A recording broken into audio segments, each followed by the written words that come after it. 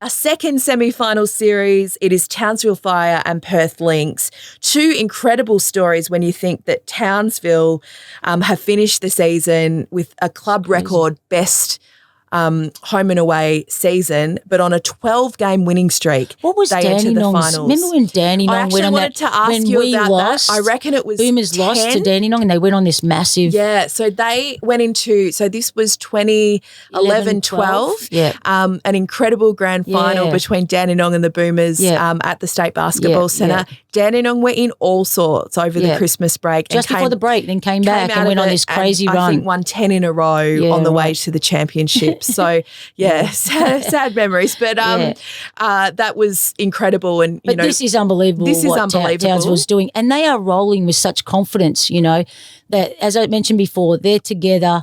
They're working as one, and teams just don't look like they've got an answer to slow them down. But then you got Perth who's coming in, and you know what? Let's face it, Townsville like to, they like to use the ball. They like to get you through sets. They like to get to the end of that on ball and pick you apart because Steph Reed's so fantastic at that. And then you got quite the opposite in Perth who love to run and gun. So it's really two for me. It's different styles of games going to be played against each other. I'm really looking forward to seeing what game plans each coach comes up with to combat. Just taking you back to that Dandenong championship season, I will always remember the impact off the bench that Tegan Cunningham had in that run. For me, a completely different situation, but Courtney Woods, my goodness, has she stepped up in the absence of Nicholson and Reid, sometimes Nicholson, sometimes Reid.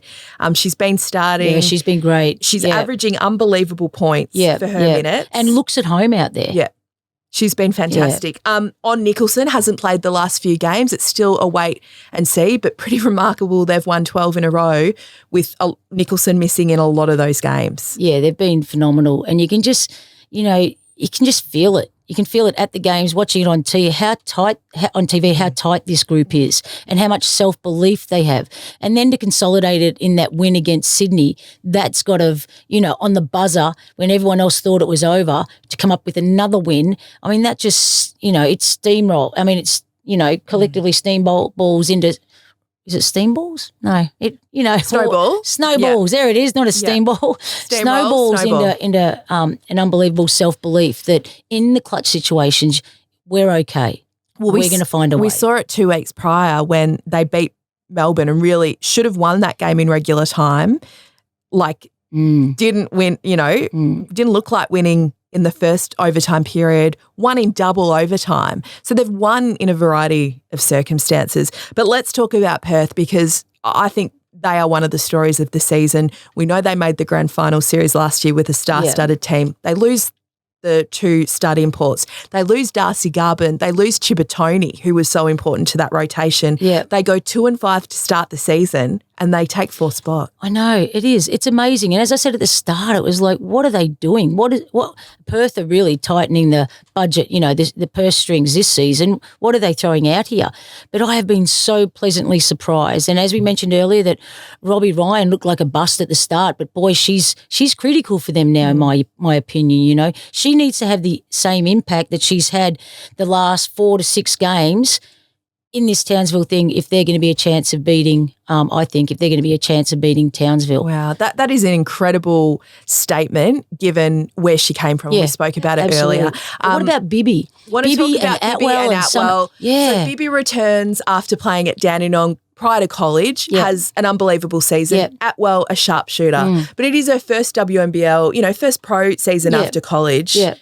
2 wonderful recruits. Yeah, no, Bibby's she really surprised me. And what I liked about Bibby is that she had a real run of great games. Like she was like, wow, we all set up. She made the Opal squad.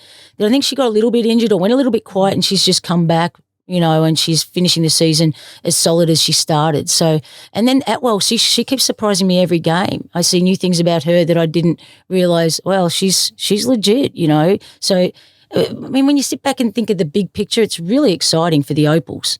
I mean, I know we're talking finals here, but it's unbelievably exciting for the future talent of the Opals that are coming through, that have shone through this WNBL season is fantastic. But I'm not sure whether that Townsville versus Perth game will go to 3. I kind of feel it'll go to 2. in Townsville's advantage. Yeah. I think the home court advantage for Townsville is huge. They're expecting almost 4,000, a crowd of 4,000 there on Thursday night, and they've bettered their crowd every week. So we know from when they won championships a few years ago and when Bendigo did, when you're a regional town and you've got that community support, it's huge. Yeah. The cowbells, we talk about six women, that's their crowd. So I think it's the biggest home crowd advantage in the WNBL. Yeah, yeah.